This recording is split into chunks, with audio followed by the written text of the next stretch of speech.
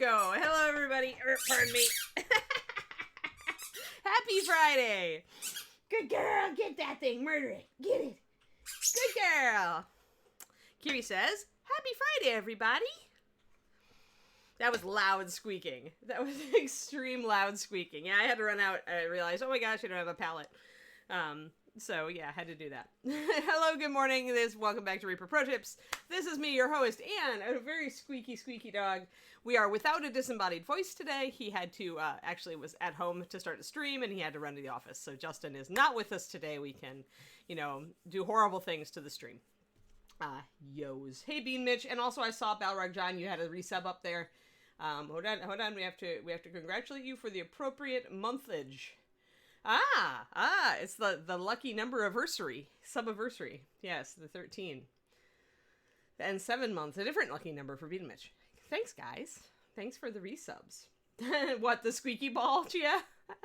That's my dog. She gets so excited when I come in here to stream because she loves to lie on here on her blanket while I'm streaming. So she gets super excited with stream, and she gets all squeaky. So yes, very, very loud squeaky toys. Yes, he's devoiced or devoid. One or the other. Hey, DM Stoltz, how's it going? Yeah, it's a Friday. Woo, and a week. Actually, it's been an okay week. Got a lot done. I've gotten a lot done this week. Many things and stuff, and I have quite the to-do list today. But for now, we're gonna chill and paint. Yeah, it's Friday, thank God. Looking forward to the weekend. Let us get down to business. This is our last day working on Ms. Fairweather. Trouble, yeah, I think I switched her food to a very fancy food, but we're not sure if it's the food or just that her intestines have recovered somewhat. So we're going to test it.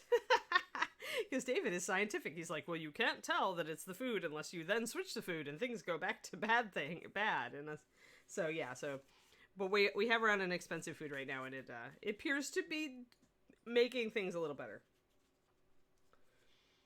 Yeah, some dogs really like to be around. Also, they're just happy being around their pack. And some dogs watch TV and others don't. Kiri's never been a TV watcher, but our old dog, Leo, totally would come in and watch dog shows with me on television. He'd watch Westminster with me every year. He'd just come and lie down in front of the TV and just watch the dog show with me. So that was always really funny. But yeah, Kiri's not a TV watcher, but she does love to be, she's very much a herding dog. Her mother was actually a herding dog, and, an actual went out and actually herded sheep kind of dog. And Kiri thus is happiest when she has her people all in the same room. And right now David is across the desk and I am here. So Kiri is in her happy place. Yeah, we'll see how it goes. I still have some old food to use, so I may try to kind of transition her back a little bit and see if it's really this food that's helping her. But it seems to be, it's one of those dehydrated fruit foods. She's actually on 2 different kinds of dehydrated food right now. All right, bag, I do not need you. I'm still organizing my desk, guys, and I'm getting to the point where my desk is almost so clean that it makes me happy to be here working at it. Almost there. Just need to take some time this weekend to just wipe down everything, get everything firmly organized. I love organized when I feel like everything is clean and shiny and I can see all my projects and there are relatively few of them. That's the best feeling. When your cats are happiest when all the peoples are together. Well, there's more laps, right? That totally makes sense for cats. More laps is better for cats. All right, let's see here. So there's still some little bits that we didn't do, like the silver lion face up on her hat there. Let's get her in focus. We did the eyes yesterday. And we got some NMM gold to touch on. Yeah, maybe we'll try the accent color and I'll show you guys, how I would tackle it. I definitely would grab a yellow-orange for this one, so probably sunrise. And kind of to judge how it would look, I would hold it up next to the model to kind of judge and see, well, does that go with the blue and purple pretty well? It kind of does. I haven't put it on, Nix. It's right here. I always paint things first and attach them after, Nikas, if we're going to... if putting the hand on was going to block anything, then, or make it hard to paint, then I don't put it on. And in this case, she's holding her hand cross-body, though you could also, technically, there is a way to attach it out like this, but it's supposed to be down across the legs. Here, let me see if I can get it on there. There we go. So it's supposed to be down across the legs, so it would have blocked a lot of this stuff and made it a lot harder to paint. I have no problem, like, painting something after the fact and sticking it on. I can do any touch-ups necessary, so I just find that's much less of a pain in the butt. Like, if I get some super glue somewhere and I have to touch it up, that's much less of a pain in the butt than trying to paint around a sword that's blocking those boots and the leggings. So that is why. And today we probably will, I'm going to do some NMM gold, so I probably will do some of this just because it makes no sense not to when you've got your colors mixed up. But right now, talking about colors that work with this particular color scheme. So we talk about like a lot of color theory on this since I made the paint line and I'm kind of an art type person. I usually would go with an orange here. And why? All right, so let's talk about our triads. Let's zoom out. Boop, boop. All right. So the first place you look when you've got a color is you look across the color wheel. And that's what's called complementary colors. And for a lot of people, it's kind of a gimme. And they're like, really? Red and green again? But yeah, that's where you start, guys. You start there. Then if you've got an actual color wheel like this, you look at these cool little triangles and rectangles in the center of the color wheel. And what this is a little guide to you on what colors will go together. So essentially, when I'm talking about a triad, I'm talking about either the primaries, which would be red, yellow, blue, and the secondaries, which would be purple, green, and orange. So since I've got purple on this model, I could go orange with it. I've also got kind of a blue violet on this model right here. And so I could go yellow-orange with it. And those would both be complementaries, the one would be a secondary triad. The purple-orange would be secondary. But then the blue-violet and yellow-orange is actually a complementary. So since we're using both of these things, we can hit two bullets with one rock, or two birds with one rock, by just using a yellowy or orange in our choice. So that's kind of what I'm thinking. Now, the other way you could go is green, although green gets you in trouble a little bit. And the reason is this. As colors get closer to each other on the color wheel, they fight more. And this is nowhere more true than green and blue. A lot of people try to paint mermaids with like green, and blue, and these colors just do not look good next to each other unless you introduce contrast in a different way. So if you take your blue closer to purple, you take your green closer to yellow, that's one way to do it. Or you could make one of them really light and the other really dark and then keep the other one in the middle. That's another way to do it. Hey, Smallish. Oh, Ninja, actually the way to do that would probably be pinning, where you take a pin vise and you pin the surfaces together. So you have a tiny drill. You just drill a little hole in there, and then you drill a hole onto the ball of the hand and put a little brass rod in between.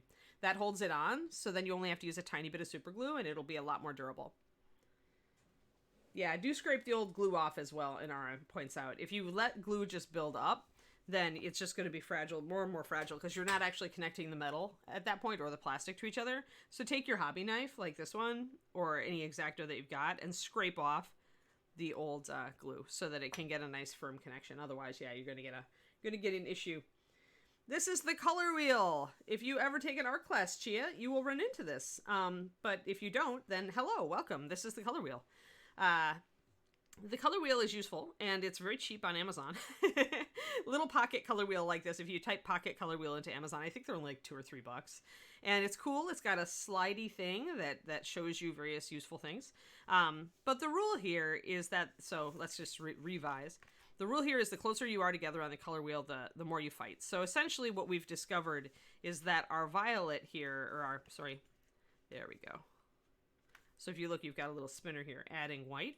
So this violet color that we used for the shirt and also to highlight the hat is very much the same. It's actually, you can see exactly the same color as blue violet plus white. So if we try to go green, we don't have too much. Like, we've got room between, right? But we don't have a lot. Whereas if you go orange-yellow, that's the maximum amount of room that you can be away from a color on the color wheel. So the orange works a little better for that reason.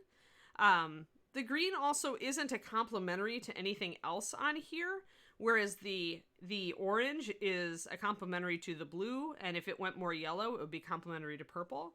So like again, here you're gonna get more contrast out of this. If I did go with a green, it would have to be probably a light yellow green to push it far away from the blue violet. But the reason that still wouldn't be like a great choice is, again, it's closer and it's also lighter, right? So it's like another light color on the model. We already have a lot of light colors. So I don't think so, Declarement. I think at that point you're just splitting hairs. Using a color wheel with more pie wedges essentially just allows you, utilizing these tools, to match the color you're looking for better. Like, you know, it's going to give you more results for adding white because you're going to have a something between this blue and this blue violet. So you're going to be able to hit maybe one more color that might be kind of in the middle, like maybe ultramarine highlight. You know, you might be able to locate that color. But I mean, you can do that already just by using your common sense. You know, you can just kind of say, well, it's somewhere between these two. And then I go over here and I find that it's, you know, complementary would be like a yellowy or orange, probably like sunrise. So I don't find any pie slices. I mean, pie slices are useful if you really depend on finding a match, like trying to find a really close match in one of these wedges. Like if you're really not sure what color something is, then maybe you have a problem. But otherwise, I think it's not very useful. Yeah. Well, okay. But, you know, you can look at something and tell whether it's a blue, right? So, and if you have to, like, you can look around and add white to, you know, various pie wedges and see what it's close to. All you need is close with color schemes. You don't need it necessarily to have precision. You just need to know that it's a light blue with a bit of violet in it, so it hits here, and then you just go across. Browns are where it gets difficult. That's where it gets difficult.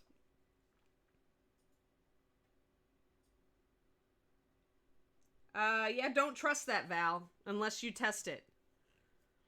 Because sometimes what happens, Val, is we will relabel as a sample a color that was mislabeled in the first place. So every once in a while we do get a mislabel, and then it might be relabeled as a sample just because we don't want to dig everything out, or maybe it's the layers are already too built up, or Ed doesn't want it to look messy, or whatever. So make sure that you check that against Peacock Green and make sure that it's that color. Yeah, I mean, get whatever color wheel you want. I like these little guys because I like the spinny thing. And I like that, well, the color wheel company is who does these, and they're the people who actually created this, so they get money when I pay for one. And that's so inexpensive. I don't know what Canvas is like, but I like having this, and the specific tools they put on it are very useful to me and useful in teaching. So anyway, so if we did go with a green, let's grab a light yellowy green. We have several of them. I think the one that I said was close, and actually I'm going to grab Alchemist's alchemical green as well. And I'll grab Leaf Bud as well. So, alright. So, if we were going to use, we got a lot of pale yellow greens in the line. Because they're good for, like, glowing eyes and, you know, slimy things and aquatic and lizard men. And they're good for almost everything. Highlighting other greens. So, what I usually would use would be probably Dungeon Slime, because it's so light. So I can make these look pretty good together. I need to add more yellow probably to this because this is very vibrant. It's too vibrant, it's clashing. You can see that these go actually quite well together. So we could actually not go with the orange. We could go with the green. We'd have to make it very light. The problem with that is that the only places we have to put this color are very small. So let me see. So the places we're looking to put an accent color are tiny because they're just kind of our leftover places, right? So, John David, Ed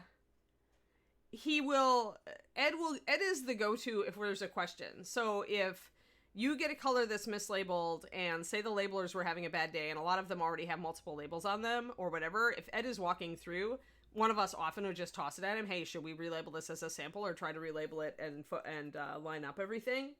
And he'll say it, or he'll make a policy change. He'll just say, hey, it's taking too much time to line up these labels to make these bottles look good. Whenever you mislabel a color, just put it out as a sample. Like, he could say that.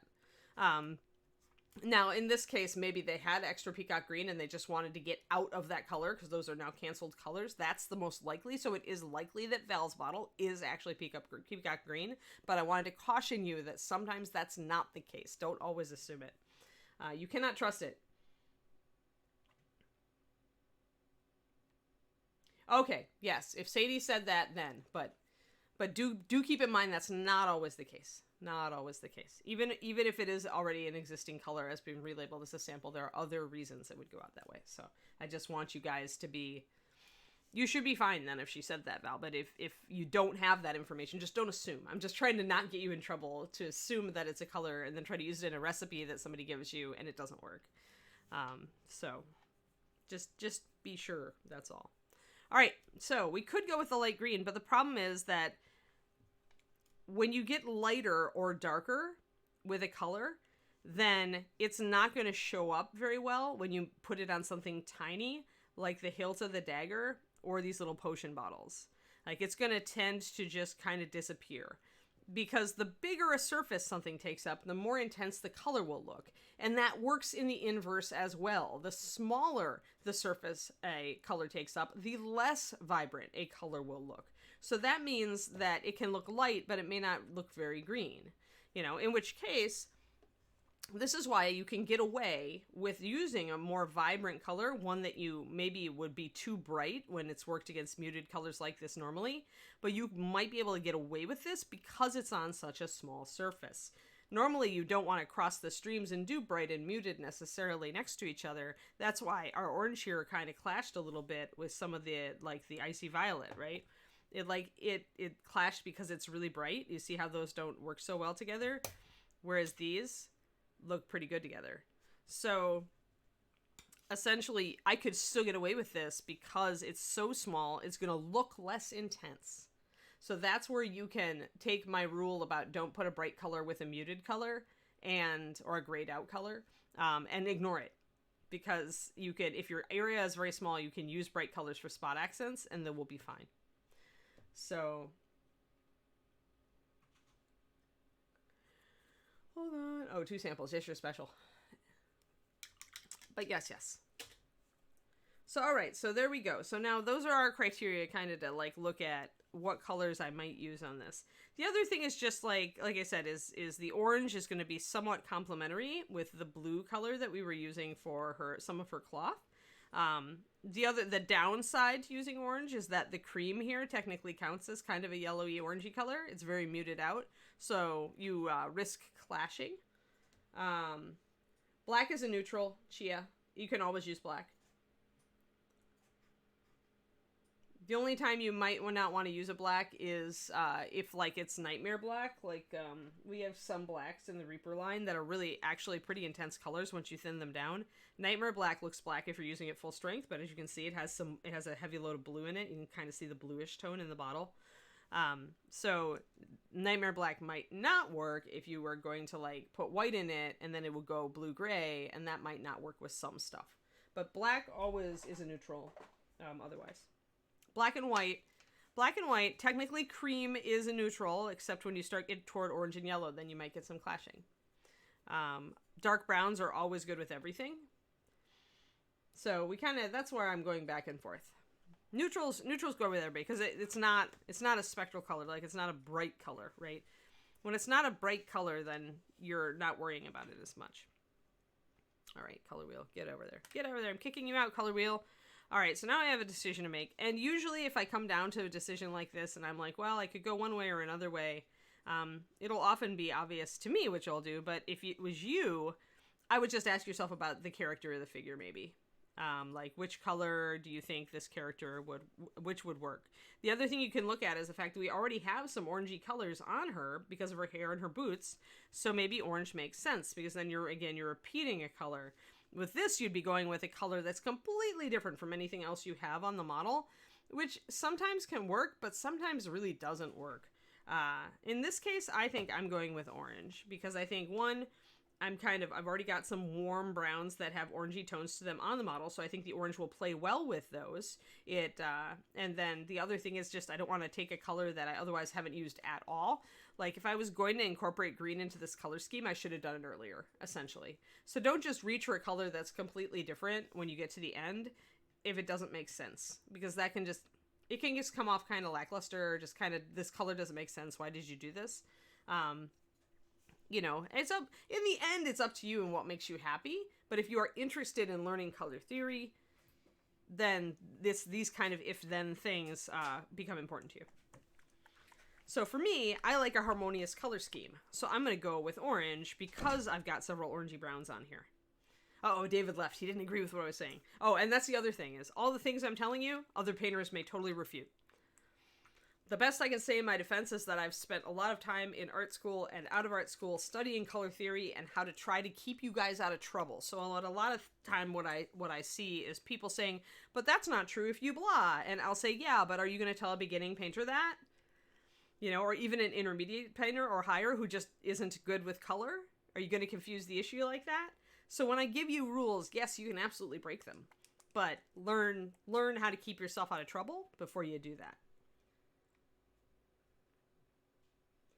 Yeah, thanks, ninjas. We actually screwed around with the skin for a long time. Like I had to fix it because it was actually. Oh, cool, PM. Yeah, every artist like tackles it a little different, but the books that I mentioned to you, the book on color by Betsy Edwards and James Gurney's Color and Light. Yeah, I mean that's true with. Yeah. You see, genetics is my other hobby. I do both. I'm really bad at genetics, though. I'm not like, you are a geneticist by, like, you know, training and occupation, so you are far better at genetics than I am. I am an armchair geneticist at best, trying to help a dog breed become more diverse. So yeah, it's funny that our hobbies, you're the only person I've ever met, PM, who actually shares those two particular hobbies with me. Alright, so I'm going to get out some orange. And I'm going to try putting it on full strength, even though it's way brighter, because Sunrise is one of my, oh yeah, you totally, yeah, you're serious. I am only, like, I know a little bit. I know just enough to try to keep our dogs out of trouble. So this is a very bright color. You had a weed farm, awesome.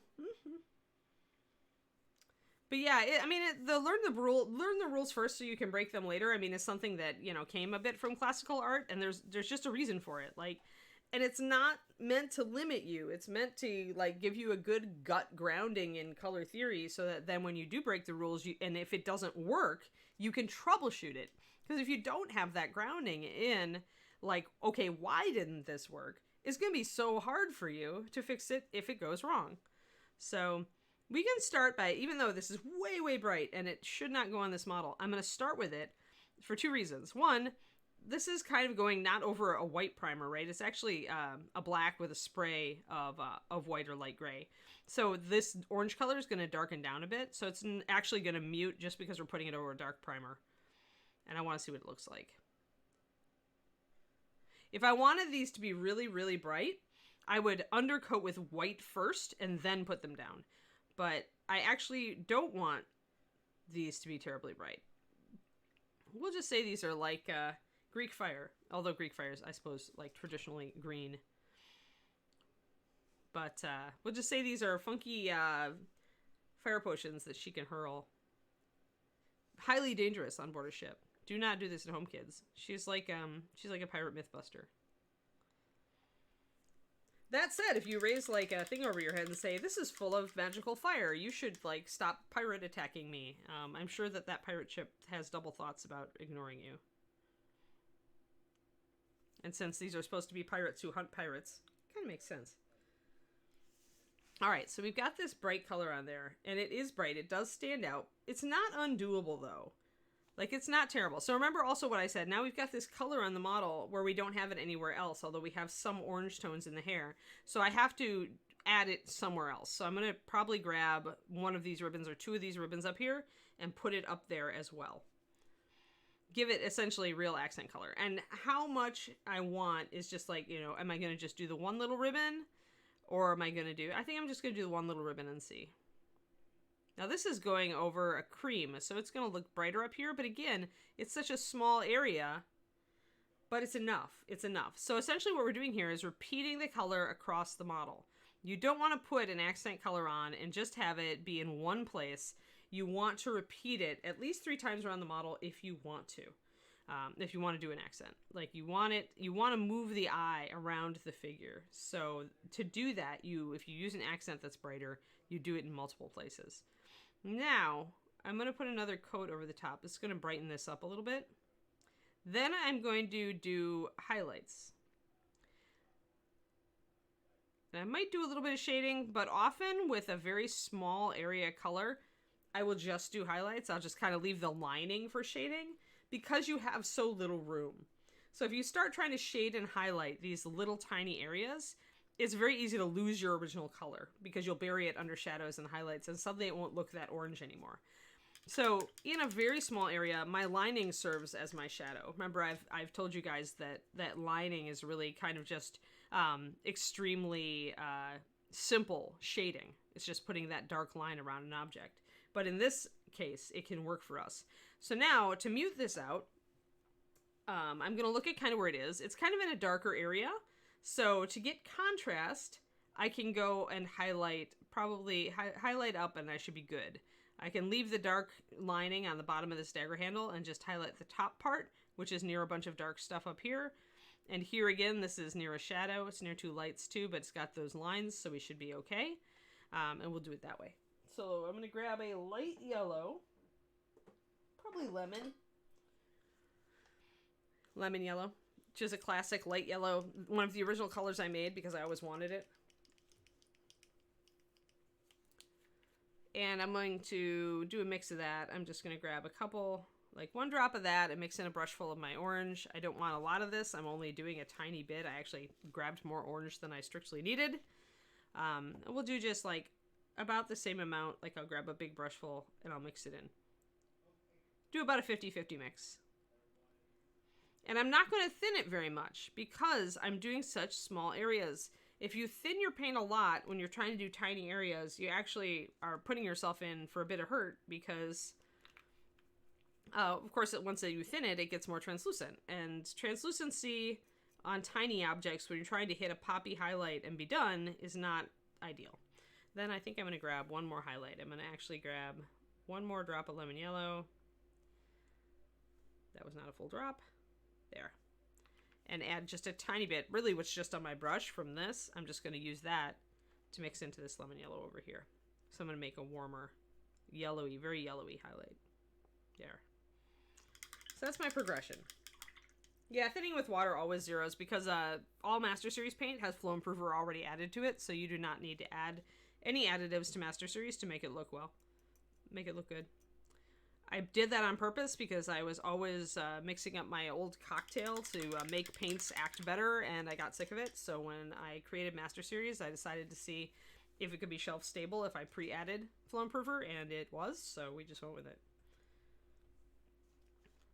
Keep it simple.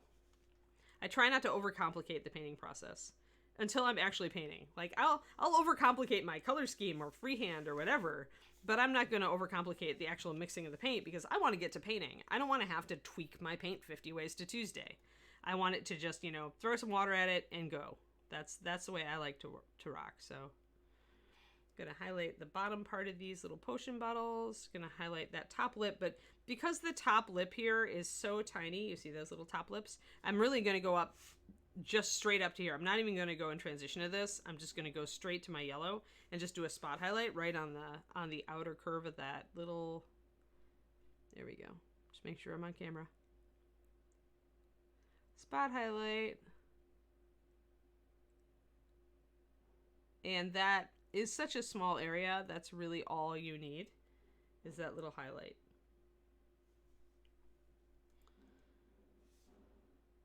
But yeah, MSP is really made to work. MSP paint is made to work best with just water. I sometimes mix a little extra Flow Improver into one of my bottles of water. I just keep a bottle, one of Reaper's extra bottles around. So I sometimes will mix extra into that if I feel like it, but it doesn't need it.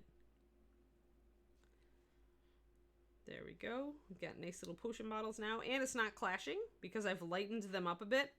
They read more like a continuation of some of my browns and my cream, so they're not clashing and being very different. And again, because they're so small, such small areas, the intensity of the color isn't clashing, and also because I put it over a dark primer. Now, I'm putting dots down there, you see. I want to suggest some texture on this hilt, even though it's not sculpted on. So I'm going to do little dots all in a row on the upper part of this to suggest a wrap. Oh, John David, the only difference is that Bones is formulated to be slightly higher coverage out of the bottle, because we wanted something for people who just needed a quick paint job, so we wanted a higher coverage line. HD was our original try at that. Bones was the next one, using we used new technology each time. But I mean, that's it. Like, MSP Core has a lot more colors in it. It has specialty colors in it, like the liners and the clears that are made to be more translucent. Thus, core colors, if you're trying to mix glazes and washes, are really good for you. If you're trying to layer, they're really good. They're also in triads, which Bones are not.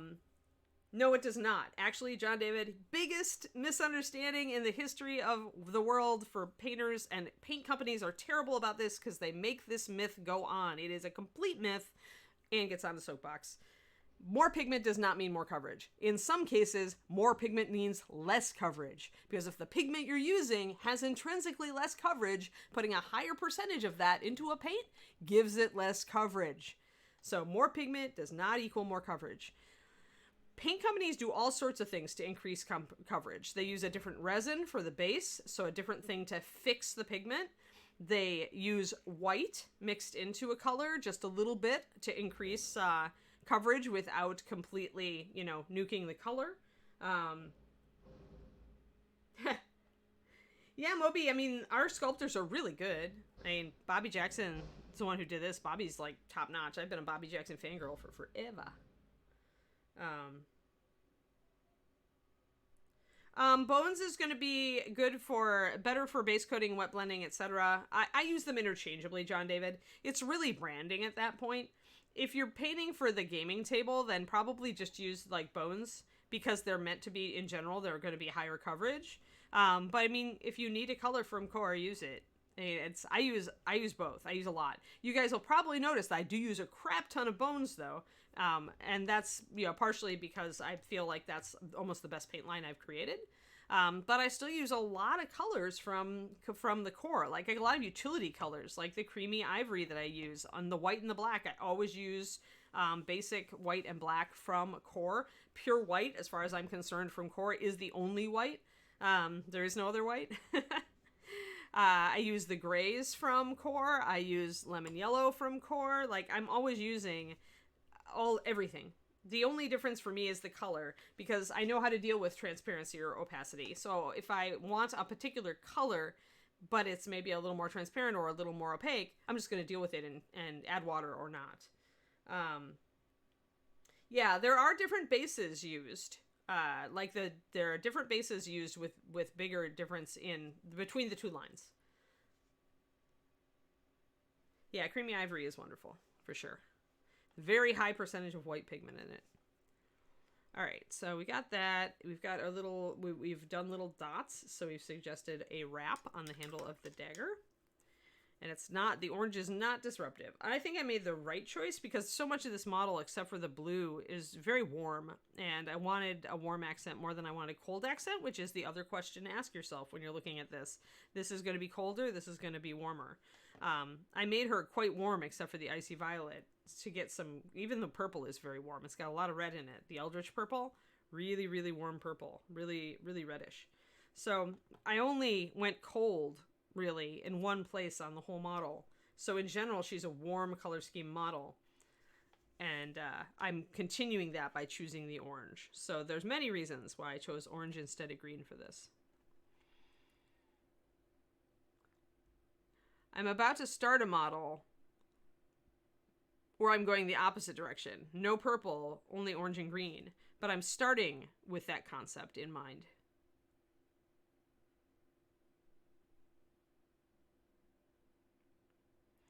Just hitting really the bottom edge there because it's going to kind of, it's kind of buried behind the little medallion up top. So just hitting really the bottom edge of it with highlights. Maybe a little bit up the middle, but you don't want to lose a lot of your base orange, so be careful.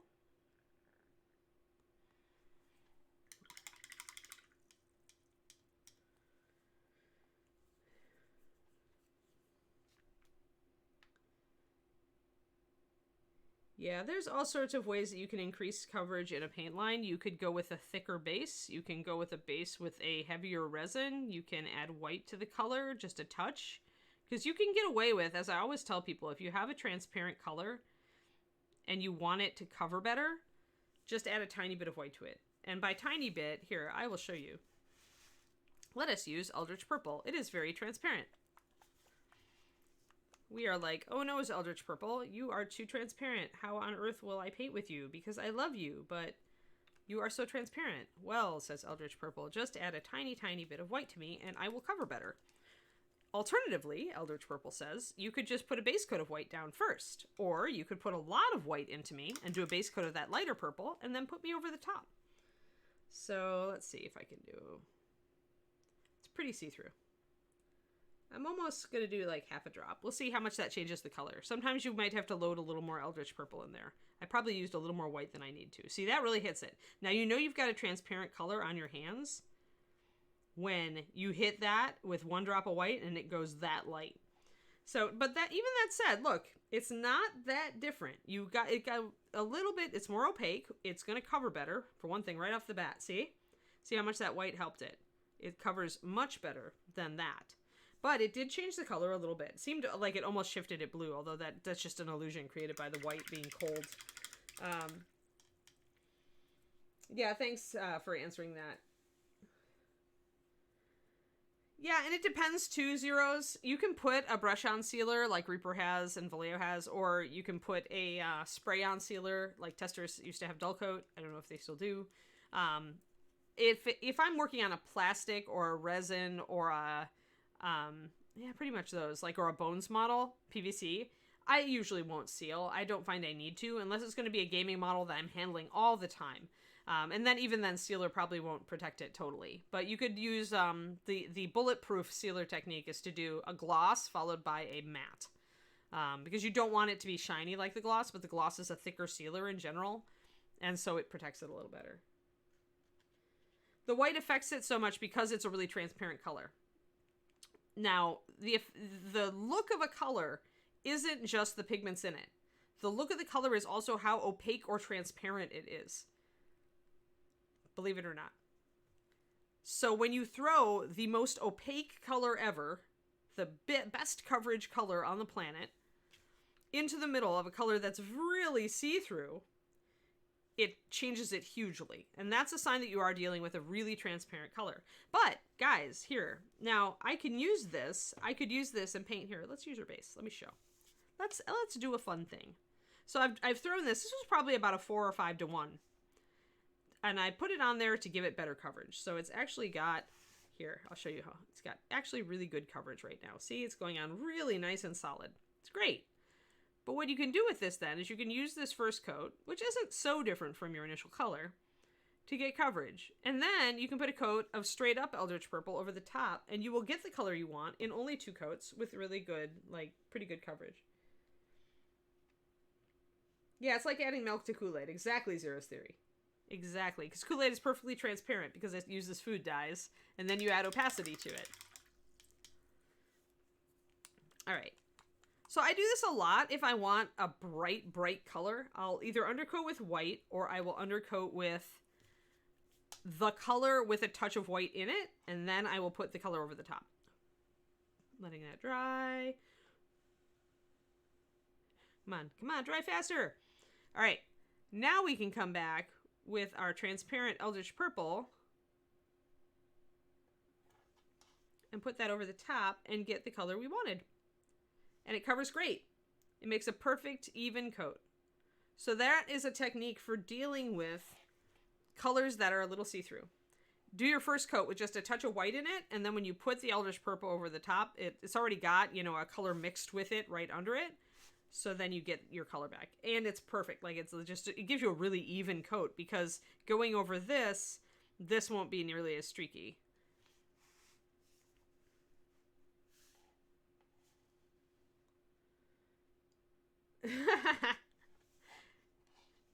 You could say the same of adding cream to coffee. Or tea. Tea is transparent, then you add cream and it goes opaque. It's the same thing. And only a tiny bit of cream will have a huge effect. So then you feel better. Like Kool-Aid and milk, yuck. But tea and cream, yummy. Or coconut cream. Or coconut milk. Although coconut milk has the less solids in it. So that's why it doesn't change the color as much. But yeah, so... Anything gross sounds awesome to Bug Lips. It's what he does.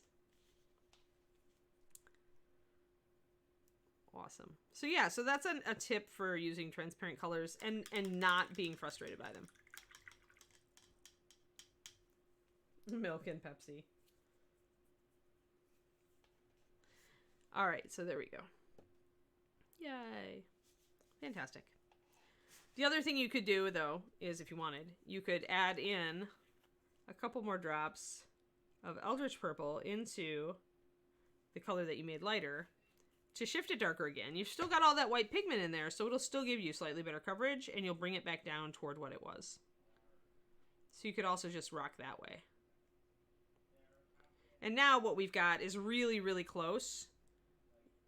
Really, really close. So we've got about a 6-to-1 maybe here, 7-to-1. And that's going to be peachy. It's still a little bit, if you really look at it, you've lost a little depth.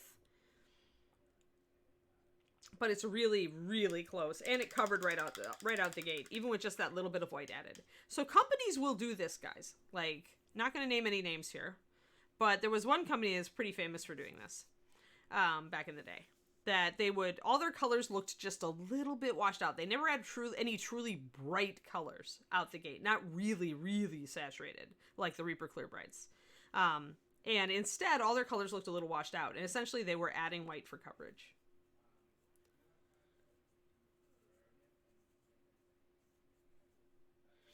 So, that is a trick you can use. And most people won't mind because a really, really bright color like a clear bright is really hard to use, actually. Like, you know, they only go with other bright colors and neutrals. So a lot of people like a color that's pretty bright, but a little bit muted. So you don't lose much. And once we wait for this to dry, you can't even see, like, you can see a little bit of difference there. Like when the light shifts over the surface, you can see a little bit, this is a little bit more red than that because I'm using the glaze over the top. And white is kind of a cold, titanium white is a cold white, so that's why it looks like it's shifting blue, even though I haven't added any blue to this at all. I only added white. It emphasizes that coolness. So anyway, there we go. Little demo for you guys who are like, how do I deal with these transparent colors that I still like? Well, that's how you deal with them. Pardon me. Something in my eyeball. All right. What were we doing? Well, we got our accent color now. Yay. So actually, instead of doing NMM, maybe we'll do some fun. So if I wanted to put that accent color back here, I don't really have many places I can do it. I do have a bit of orange color in the hair here, though. So if I wanted to put some orange in the feather here, I could do it. I could also do freehand down here. And I might do that in orange, or I might just like leave the accent color. If the accent color doesn't naturally occur anywhere on the back of the model, there's really no reason to use it, because you really are just worrying about leading the eye around the model where the accent color already is. So if I don't have any orange on the back of the model, it's not going to really disrupt anybody's enjoyment of the piece. So if I don't have a logical place to put it, I might just skip it. And instead, then, I would probably use NMM Gold to do freehand on my scarf here. Because I am going to have NMM Gold on this back part. So it's all like, you know, asking yourself where you really need that accent. But I like the way the orange accent is working on. What it does is it really makes this leather look warm. And the hair look warm. Like adding that orange really, really makes everything else shift warm. No, metallics is not a noob thing. I don't enjoy them as much, John David. I should say, okay, I like metallics on really big things. So I like metallics on things like Mr. Grumpy. Big busts. I like big busts, and I cannot lie. His breastplate and all of his hardware on his thingy, who's it here? That's all, and all these little beads. These are all metallics, true metallics. It's shaded and highlighted, and that's when I use metallics. I like to use them on large things so that I can do shading and highlight on them. I don't like them as much on small figures because I feel like they don't look as good because you can't really do a lot of this on this. If I had tried to do all these tiny things in metallic, it would be very hard to make them look anything other than base coated. Yeah, I could, but I really, I wasn't planning to do an accent color on this at all, so I probably wouldn't in Aura. Like, I tend to plan everything, even my accent colors. I have that in mind from the beginning. It's very rare that something happens like on this mini where I suddenly am like, oh, I have extra things to paint and I need an accent color and I didn't choose it out the gate. Cool, Wormet. Thank you. You make me feel good on my Friday. But yeah, so metallics are not a noob thing. They're something that benefits from a larger surface to work on because shading and highlighting them is what really makes them look good. So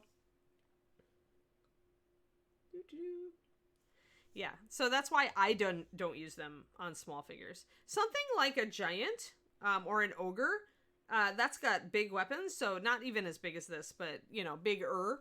I would consider using shaded metallics on. It's just a measure of when I look at it. I kind of look at it, John David, and I ask myself a few questions. So, like, let's talk about Fire Giant King and why I want NMM on him. Come here, Fire Giant King. Come on out. Come out.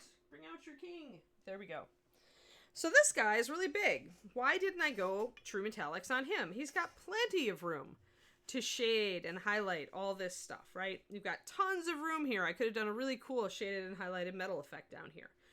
But he also has fiddly tiny detail bits. He's got fiddly tiny detail bits here and there, all these little things that I haven't even touched yet. And the bracelet and all this. So when I looked at this model, I was kind of planning the color scheme in my head, and I saw too many areas that I wanted to do metal that had tiny detail. And whenever you've got small detail, like getting around these runes here and making them stand out, any of these little persnickety bits, that is gonna, in my experience, looks better with NMM.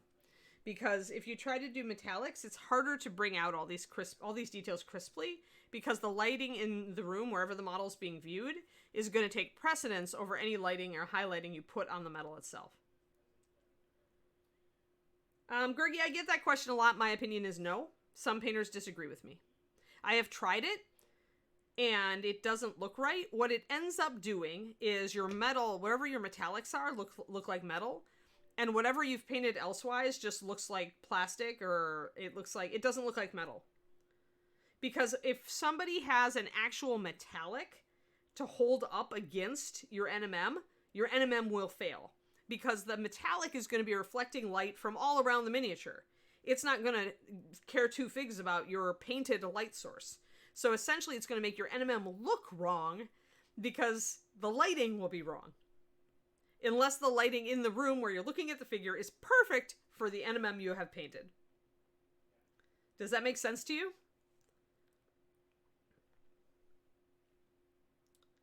Yeah, Michael Proctor does a lot of metallics.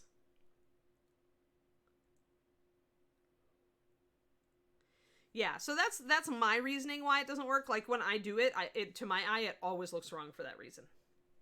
So if there is tiny detail, whether you're working on a tiny model or working on a big model with collections of tiny detail that you want to do in metal, that's where I make my decision. Yeah, pick one method. I mean, you might get lucky and it might look okay where it's being viewed, wherever it is being viewed, but it also might look kind of wonky. And I've tried all sorts of different takes on it, Gergie. I've tried to just mix regular paint into the metallic, you know, and do demi-metallics that way and do that with NMM. And I've tried to do it. Just the minute your paint job reflects light naturally, it's going to make your artificially painted highlights look off. Like 9 to 10, like 90% of the time, it's going to do that. One second. Let me put Fire Giant here out of the way. Awesome. So that's my reasoning. I mean, and you know, some models I think just look like Mr. Grumpy. There was no question. I mean, I did that in Kirill's class and he was showing us how to do that with metallics.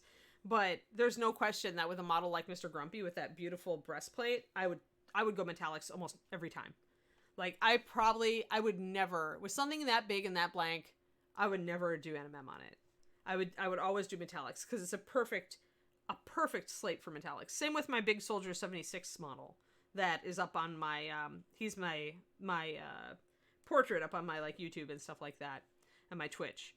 Soldier is done in metallics because he has big broad surfaces that were going to be metal, and so it's perfect. He doesn't have any fiddly detail that's metal. So yeah, so I definitely will pick it according to what I feel is going to look better on the model. What's another one? Then again, yeah, I'm going to start this bust, I think this weekend. Finally, it's been a long time. But this Templar bust is another great example of where you would make that choice, where it really would be a hard choice. So you've got big broad, like I want to make her shoulder pad metallic, right? But she has all this tiny little feather detail that's sculpted onto it. And so I might think originally that this would be good in metallic, and I probably could make it work in metallic, but I think it would probably look better in NMM, which is how the painter who did the concept art did it. So hold on while I get that. There are two examples. But I believe that's why they made that call, because she has... Let me get the rest of her pieces out of here so I don't dump anything on the floor. But the one that I really love, the example that I really love is here. So let me back out. So that's the model painted, and they've definitely done NMM. Because they can control the shadows and highlights here. Another thing that NMM is good for, and actually this illustrates it really well, is you can see they've put some colors into the NMM. You can do that with metallics, but it's harder to get them to read right away because there's so much reflectivity on the surface. So a reflective surface is not going to show color as well and as truly and as fast to the average, just to the casual look. You have to look a lot closer and tilt it to make sure the light is reflecting right in order to see the colors that you sneak into the metallics there. So you can still make it can still be cool, but, pardon me, I dropped my brush, and this is, of course, not useful when I'm running a painting show. It's that kind of Friday. So that's something that NMM does better. If you want to put this kind of blue effect or subtle color into metallics, doing it on NMM is going to make your viewer see it faster and easier than doing it on metal. So if that makes sense. So as you can see, there are a lot of different factors to consider when you're choosing between whether to do NMM or to do regular metallics on a figure. And this model, to be fair, this bust could go either way. You could make it look great either way. It would be a lot more work when you got to the lion. But yeah, I've been waiting to start that bust for eternity. But I got distracted by all sorts of other things. So now that my area is all clean, I can play with it. Alright. So yeah. And I'm knocking over fire giants. Because it's how I roll. Also, his sword sticks up a lot, so...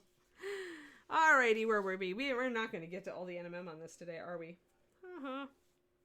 Alright, let's get rid of some of these greens. Put back in the drawer of doom. Try to be good about putting away all my paint that I don't need anymore. There. Excellent. And let's do some NMMs. Hi, Table Troop. Yeah, you hit me on a good day. You hit me. There are some days, and I actually didn't get real good sleep last night, so I'm probably babbling. But yes, hi, I'm Anne. I made the Reaper Master Series paint line, and I do a lot of this sort of deconstruction for people on, you know, the why it works and how it works. I don't just tell you that it works. I tell you these are the reasons that it works. And so you could call my stream a very educational stream as far as it goes compared to some other painting shows. I tend to do the nuts and bolts a lot. So yes, I hope you're enjoying it. I break stuff down. We talk paint chemistry a lot. Paint chemistry and color theory. We do a lot of that. And if you have questions about it. Yes, boom. Boom, knowledge drop. Oh, hey, and I have to like make my next color. I was like, oops. Fail, made the color incorrectly. Where's my lantern yellow? Wrong color. Okay, so when your yellows get buried, that you really need, there. I was mix some really vibrant orange yellow into my gold.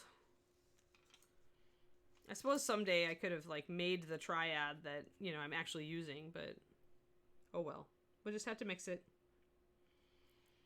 And I need my NMM gold highlight. There it is. I don't know, and Justin is in transit to Reaper, so cannot answer it, but I told him he needed to look it up. Thanks, Table Troop. Yeah, this will go up on Reaper Miniatures YouTube, so if anybody misses it after this, they can go and watch it. We're going to do some non-metallic metal gold. It's really the only thing left to do. But yeah, and since I made Reaper's paint lines, like I created them from the ground up, I have the knowledge base to tackle a lot of these questions where a lot of painters don't, frankly. They may know a lot, but have they ever mixed a paint line? I think it gives me a different perspective. All right, let's get closer. We are way out of line. So the colors that I'm mixing here are rich leather plus a little bit of lantern yellow, which is that very vibrant yellow. It's just going to give me an extra kick of yellow in this color, which is my base, to give me a good warm color to start my gold with. You could also use a little bit of a color like ruddy leather, which is a very red color, and go reddish gold.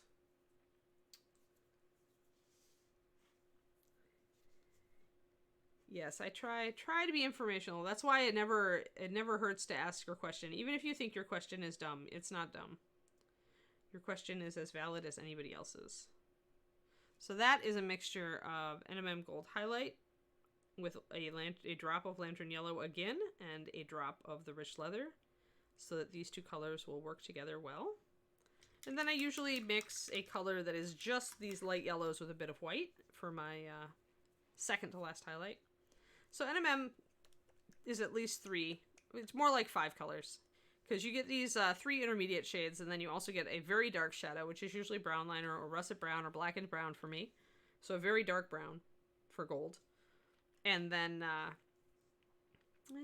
yeah, I do want to go that way. And then you've got pure white. You always need pure white as a top highlight in non-metallic metal. Always. You cannot do without it. Your metal will not look good or right if you don't go up to pure white or very, very close to pure white. If your pure white has just a tiny bit of yellow in it, you're fine. But if your pure white is a light yellow, that is not going to work. Hey, Dragon Pink, how's it going? Thanks, Twisted Oma. High praise. I try to be a good teacher because I want you guys to be able to paint and to reach your painting goals with the minimum level of frustration. So the more you understand something, the better basis it's going to give you to troubleshoot when you run into a difficult part of a model. And of course, if you are on my Patreon, you can come on our Discord and ask me questions directly about a model you are having trouble with. I do try to touch base with my Discord every weekday. And if there are any direct questions that other people haven't already answered, although my honestly, you guys are getting really good at answering my questions. Often I don't even have to pipe in unless I want to back somebody up. All right, so now we've got all that. Yeah, thanks for the link there, Gurgi, to my Patreon. It's patreon.com/paintingbig. That's where I live. It's where I live and dispense even more knowledge.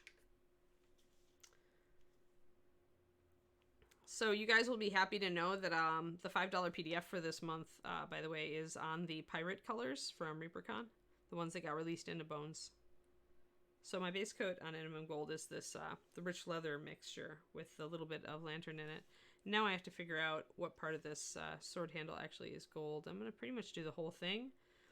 If I make a mistake and I decide I want part of it not to be gold, it's easy to paint over it. So you can also see that my base coat is pretty thin. See, you can see a lot of the black primer through it.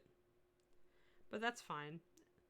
You know, the more I look at this this sword hand, the more it looks like it actually has a gauntlet on it. I'm not so sure it's leather. I guess it looks leather on the other side. So maybe it's a glove with armor on it. You see the two plates there? So maybe it's an armored glove. I don't know. It wouldn't have those plates unless they were hardened, I would think. Some of those weird design things on Izzy's minis. The miniature she designs. And I also need to get that part, what would be the cross guard, but since it's a rapier, it's a slightly different design.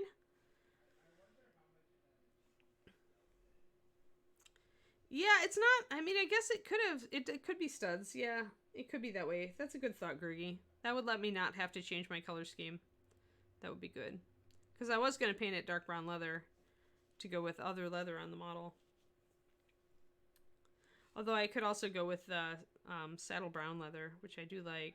And it would put it somewhere else on the model, which would fulfill our repeat colors over the surface of the model kind of thing.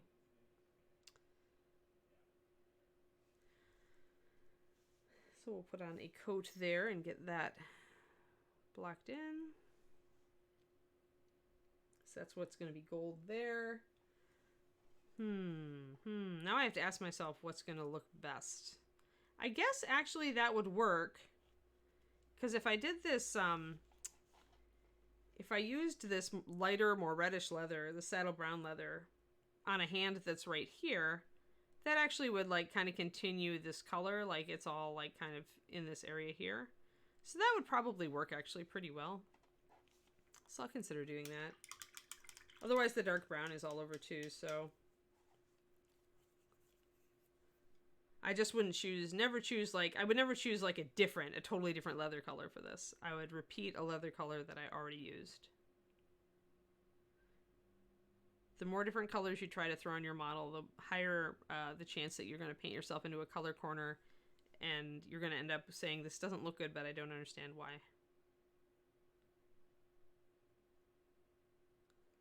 All right, so we put a nice solid base coat on there, which is usually 2 coats for me. Even thinned like this, it's still pretty good start. And we're going to be building up more colors on it, so I don't need to get it crazy thick or anything. It's a nice solid coat. Yay. Got a little bit of rub off because this is a metal model, so it is wanting to rub off. I do have to ask myself if I'm going to pin this sucker, but I don't want to put it on yet because I want to paint the glove. So if I do pin it, I'm going to have to be very careful and hold it with some bubble wrap. I probably will, if I do pin it, I'll not only hold it with this to keep from rubbing paint off, because I can hold it pretty firmly like this, but I'll probably also hold off painting the sword blade just in case, until I have the pins set in.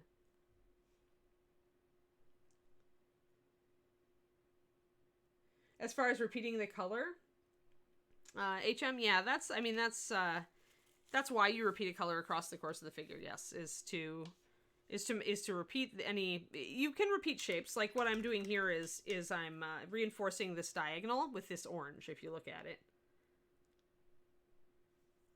Oh, I'm gonna pin it. The question is, I may be one. The question is, when will I pin it? Do I stop and pin it now? Oh, thanks for the resub, Brenner. In 10 months, you're almost to your sub-anniversary. But yeah, so if you look at my placement on the orange, I'm reinforcing this diagonal motion because I'm up here to there to there. So it goes in a diagonal line, in the same diagonal line as if you go from the feather to the scarf. So the model has a diagonal, a strong diagonal angle. So reinforcing that works with that. Honestly, like this, putting the saddle brown over here wouldn't be a great, like, wouldn't be a fantastical, like, decision, but it does repeat something that's down here with something over here. So that That's kind of good parity. And I've got a little bit of it right here. It is totally lacking up here just because there's just nothing up here that I could use the saddle brown on. So I'm kind of stuck there. Although she does wear a little collar there that I haven't done yet. But I was thinking that that's jewelry, so I have to do that in gold. But yes. So, you know, it's arguable whether, and plus it's such a neutral that it's not a strong color, so it's not going to pull the eye like the orange is. So sometimes your neutrals, you like to repeat them, but it isn't going to like really influence the model. Not hugely so. All right, so let's just push Mr. Hand out of the way because I'll pin it later. I'll probably base coat it and pin it, and then I can easily touch up stuff. Alrighty, so we've already got a lot of gold on here, so we're going to go up to our highlight, or our first highlight, I should say, and start laying in that. So my edging on her shirt, her tunic, is gold.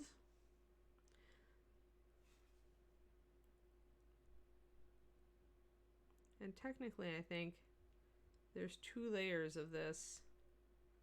Because I see 2 layers on a couple of sides.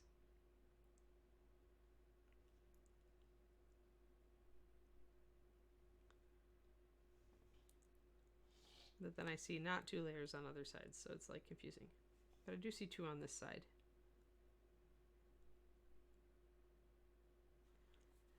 Let's see here. Oh, I totally forgot to hit that side of the belt too. Oops. When you're painting things and you see that you totally missed your previous color on an area, you're like, oops. At that point, if I do that, guys, if I see like, oh, I forgot to put a highlight on the belt on this side, and I do want one, this is at the point on the figure where I would grab a sticky note and start making a list for myself so I don't forget it. Because as you're filling in some of your last spaces, you're inevitably going to see places that you missed, right? That you forgot to paint. So keeping just a little sticky note next to you and noting them down when you run into them means that you essentially then have a final to-do list of touch-ups. And it just makes it easy so that you don't forget something.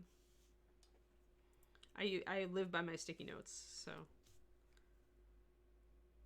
This paint is a little thicker than I like to work with, but I want a pretty solid layer here. It's thin enough that I can still do tiny lines with it.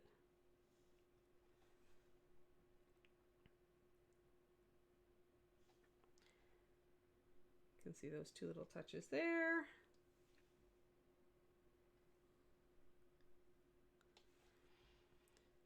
Got 15 minutes. I wonder if Justin is around it. He's probably at work at this point. I messed that one up a little. But that's okay because I still have my base coat color. So I can go over the top of it a little bit.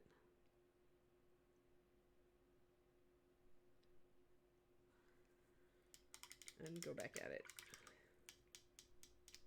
Malcolm, thank you for the resub. Yay for everybody resubbing. Thank you so much. We really appreciate it. It really does tell the bosses that we should keep doing this.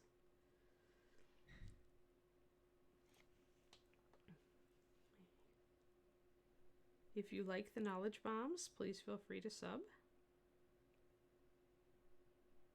to encourage more knowledge bombs.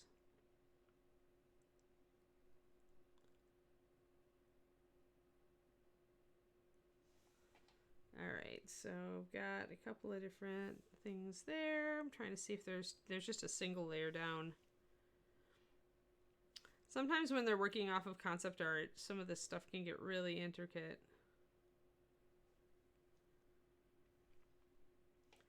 So you just take your time and don't sweat it too much. That's right, we've got gold on our dagger here.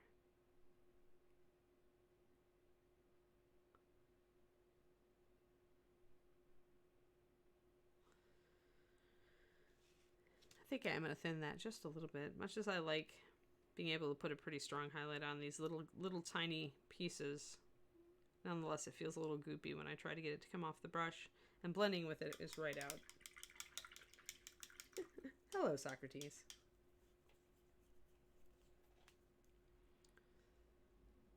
So with these little NMM bits, you're really just trying to hit the basics of NMM.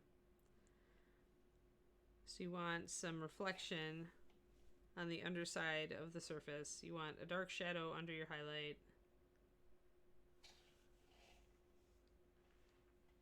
And you want a really bright highlight on the top wherever the light would be. And I actually don't have pure white right now, which I desperately need. So I'm going to grab and mix some of that up.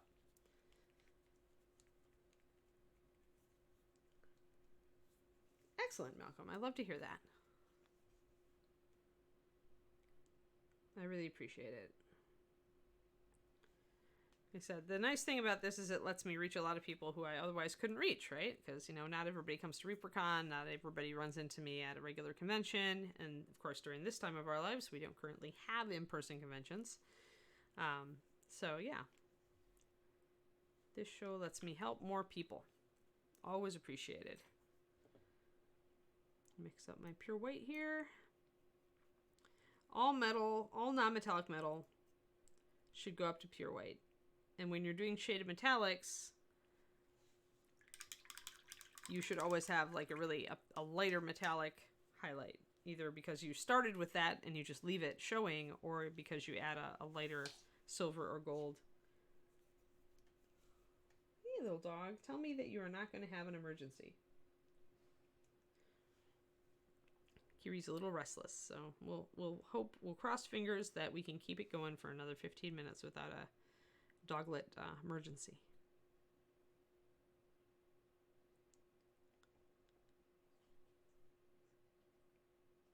Okay, bring up that pure white highlight toward the middle, because that's where the bits of that corset are going to stick out. So keeping those highlights toward the middle where the light is coming down again. And there'll be a little bit of reflection down here. This is where precision is good. This is why I often will recommend, guys, that if you're starting out, don't pick a model this complicated. Anything with a big group of tiny detail like this toward the middle of the model is probably going to be really frustrating for you if you're new, because you won't necessarily have the brush control you need to hit all the bits. So usually when people are starting out, I recommend they choose a model they really like, but one that is simpler and has fewer like clumps of very small detail. Generally it'll give you an easier starting experience, and it'll start you on building brush control so that you can build up to getting that sort of precision with your brush strokes.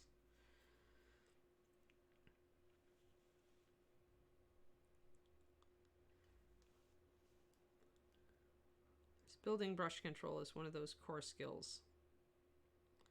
So don't set yourself up to fail.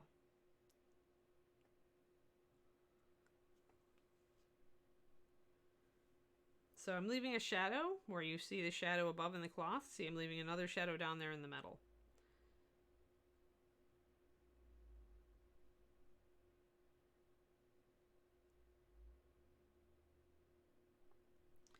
Which is going to help show the shape of the cloth there.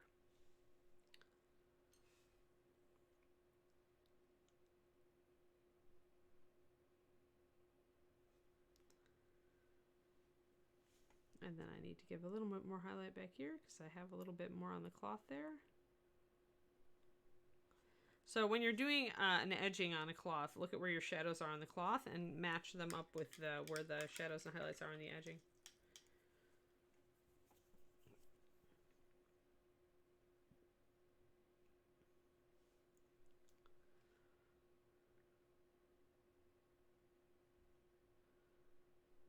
Hope you guys are setting up to have a great weekend. I'm kind of relaxed, happy that this isn't like last weekend was like the holiday weekend / Anne has to get like her writing goal weekend, so it definitely was not a relaxing weekend for me very much.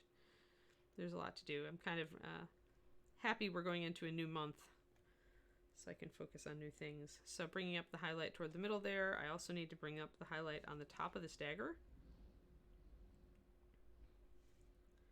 You're going to get a highlight there, and you're going to get a highlight on this area right here where it catches the light. It's hard to see against the background there because the purple and everything, but you want to highlight the areas that would really catch the light.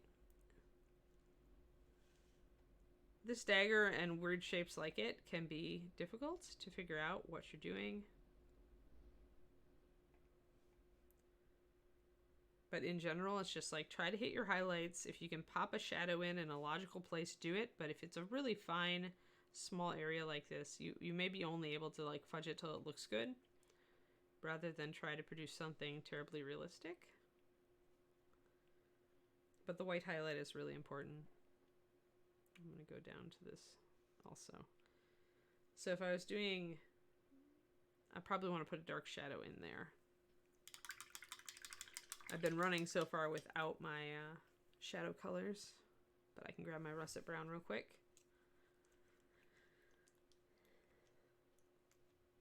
Get down there, little pirate girl. We're definitely progressing. We're like, I still feel like I need to look up an actual flintlock gun. I've got pictures in one of my art books just to make sure I'm getting I want to make sure I'm putting the colors in the areas in the correct historically accurate manner.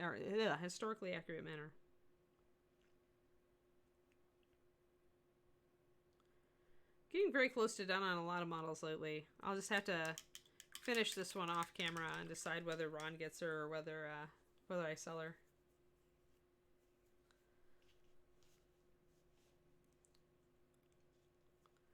Alright, so I have a dark shadow. It's russet brown, which is our equivalent for burnt umber. I'm going to put it right beneath my highest highlight on this dagger, just to give it a little bit of contrast.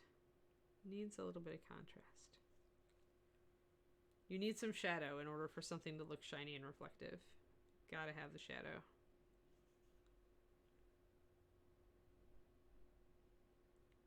Alright. These are such small areas that often I can only, if it's a tiny thing like a rivet, I'm only ever going to get just the highlight, midtone and highlight. Like these little rivets, I'm going to come down and pop some white on them in a second. Areas like this, which are tight, but you still have enough room to show a highlight and a midtone and a shadow, I will try to show those things. And an under reflection, sorry. So here we've got the light coming in, we've got it reflecting down here near the buckle, and we've got my shadow in there now. So I'm trying to hit all of the check mark boxes for NMM on each of these tiny little surfaces. And like I said, sometimes you just want to generalize, and if it looks good, count it as a success.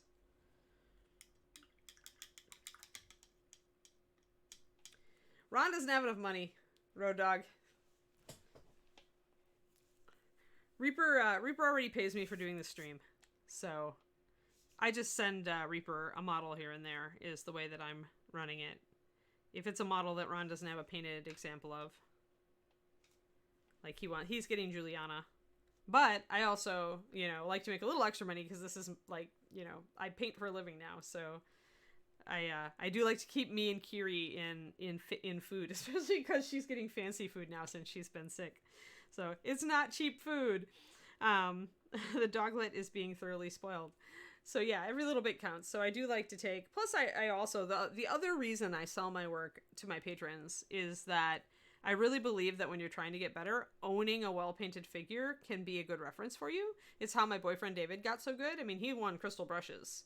And he did it because he essentially set out to acquire commission models or to buy models from some of his favorite painters so that he could study them in person. So I put up my models on the Patreon actually for pretty cheap. All things considered, the starting bids are much lower than I normally do a commission for, to make it easier and more accessible for my patrons to get some of my work if they want it. And that's pretty much the $10 level and up is who I make that available for. All right, so let's see here. Where am I? I got distracted. Oh yeah, I was going to do these little rivets. So pick up just a tiny bit of pure white.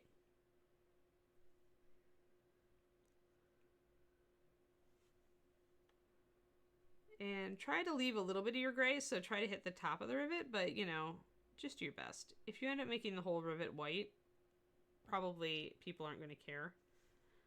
They aren't even going to notice that it's got two colors on it because it's so tiny. So if you just want to hit it with white over the top of the silver or gray, feel free. But that will essentially bring out those little rivets, see, and make them pop because they've got some light on them there. At this time, if you wanted to, like these little potion vials, I could put a little dot of white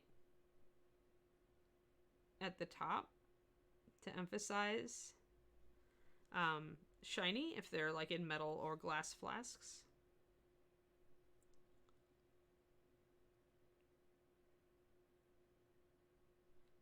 And use that to reinforce the highlight on the top to bring up more of a shiny, at which point I probably want to actually bring up the bottom area a little bit too, opposite that highlight, to make it much brighter, to make it look almost like a gemstone at that point. Yeah, there we go. So that's cool.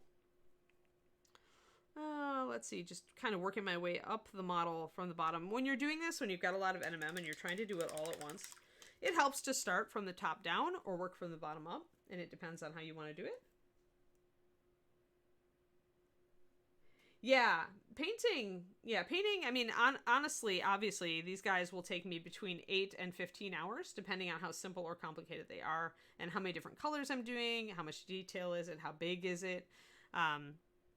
So yeah, it's 8 to 15, and it really can, this is this model, or Coral. And this is the last day we're working on her, because since she's not in our standard Dark Heaven or Bones ranges, I'm going to move to a different range of models starting Monday. So we're starting a bunch of new models next week. Yeah, I mean, it's a different thing, right? And when I paint armies, I only spend like an hour or two on a model usually. Or if I'm doing a batch paint, I could do like a unit of 5 and it would take me as much time as it takes to paint one of these. You know, but I still do spend a fair amount of time on my units, because I found that if I am playing, I like my models to look at least decent. So I may paint a lot faster, and I might not worry about blending. Like, I may do a lot rougher of work, but I'll still like do decent job on my models for a game. So it probably comes out to 1 or 2 hours per mini, which, you know, I tend to play. I've learned my lesson. I no longer choose horde armies. I had Tyranids and Orcs at one point. Yeah, no more. Now I have Eldar. It's much more manageable. 5-person units is much more manageable.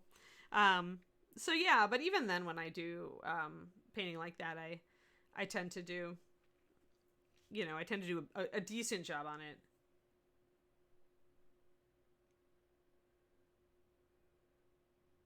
"37 minutes a dude," yeah. Oh yeah, board games. These days, I mean, it's self-defense, right? Table Troop, you've got to paint that fast if you're going to buy these board games. Like, it's kind of why I'm glad that David, like, he's got Zombicide, Black Plague, but neither one of us really want to paint, you know. He's slowly painting the characters, but other than that, we don't feel like painting the zombies. And Gloomhaven at least has cardboard standees for the monsters, so all you have to do is paint the characters if you feel like it. However, I just did get in on Bard's Song, which does have all sorts of miniatures, so then it's like, oh, well, we might be stuck in on this one. We'll see. David likes to paint for gaming as a break from doing his high-end paint jobs, because David, my boyfriend, is, you know, he's a top-notch painter, but he really does like to paint just a little bit quicker and easier style and more loose style for games. So for him, it's fun. Yeah, I mean, that's really it, right, PM? That's why I was doing my orcs. I was just doing green over the whole thing, brown for the clothes, hit it all with a wash, and then, you know, pick out details. And you know, I'm okay with that as long as it looks decent. Like, but it has to look decent for me. Like, for me to enjoy playing an army or a thing, if I'm gonna paint it, I can't just really half-arse it. I've gotta at least make it look clean. So that's kind of my sticking point. A lot of gray shame, yeah. Yeah, quarantine is good for that. Like, probably the only thing, right?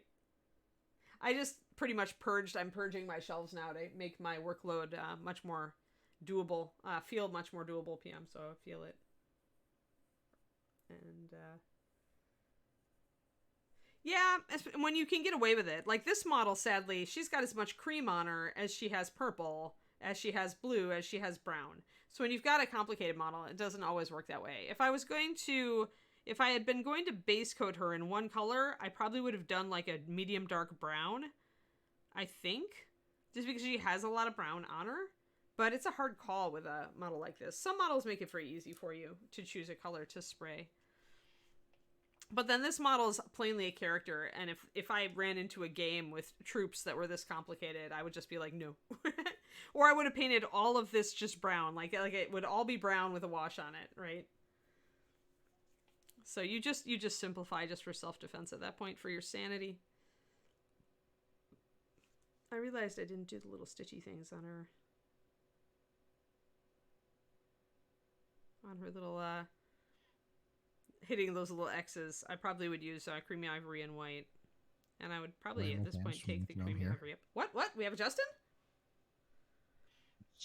I just heard you. Yes, I was like, oh, it's a Justin. I guess it is time. We did start like 5 minutes late, and now it is 5 minutes after, so we are at my hour and a half. So we didn't get all the NMM done that I wanted to get done, but we did talk a lot about color theory and how to get transparent colors to cover a little bit better so that you can save your sanity and still have your pretty color. So we got a lot. There was a knowledge bomb today. Today was knowledge bomb day, Justin. Also, everybody wants to know how far we are from our next AMA. So if you have time this weekend, ha ha ha ha, or next week, he he he he. I know you always have so much time. But if you could get a rough count on what we need for our AMA.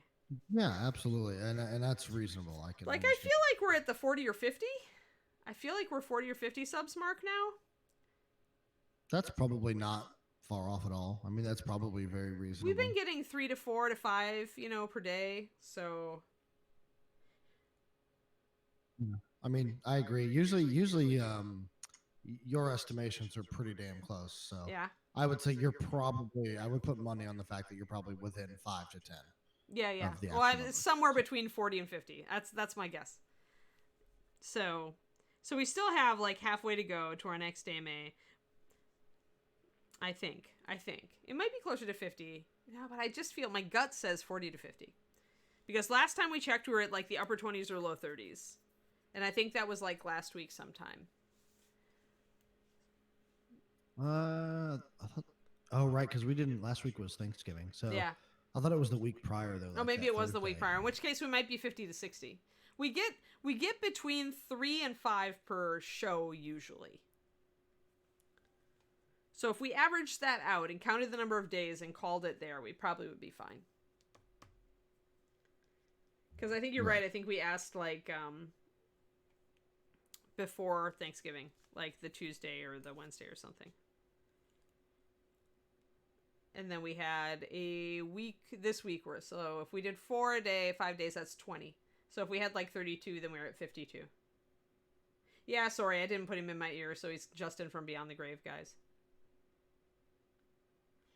The shirt overall is actually an indigo color. It's Icy Violet from Bones. Everybody wanted me to use it because it's a hard color to utilize to match. So it's actually in the highlights of the purple, and then it's on the shirt, and it's on the scarf down here too. The scarf on her back.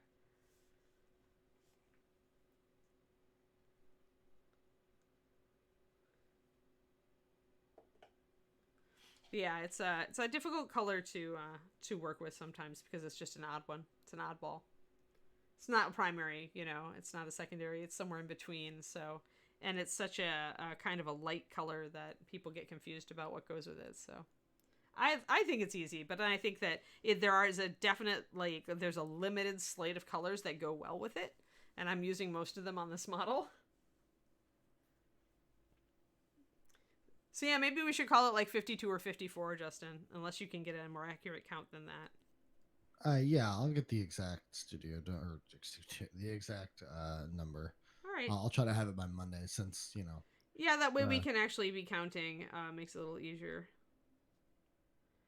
So, cool. All right. Well, who is there for us to raid today? Say goodbye to Miss Fairweather, guys. She's gonna be leaving our stream. Bye, everybody. Sorry I didn't get completely finished. She's so close, though. I need to do the epaulette, and I need to do her hat. And otherwise, yeah, and the gun. I need to figure out the gun and the sword, and otherwise she's looking pretty good. And a freehand I decided to do on the back of that scarf. And this gold stuff, too. She's close. She's close. I don't want to make a hook hand for her. I like the sword. It's short and businesslike. It's a good pirate sword. Dices is on. Miniatures Den is on. I think we're gonna be rating Luca. Yeah, yeah, because we did Dices the other day. Yeah. Yeah. Yep. Oh yeah, she'll get shown off on the Patreon, Discord probably, and also on here from time to time. Okral until I get rid of her somehow. All right, guys. It is the weekend. I hope you all have a fantastic one.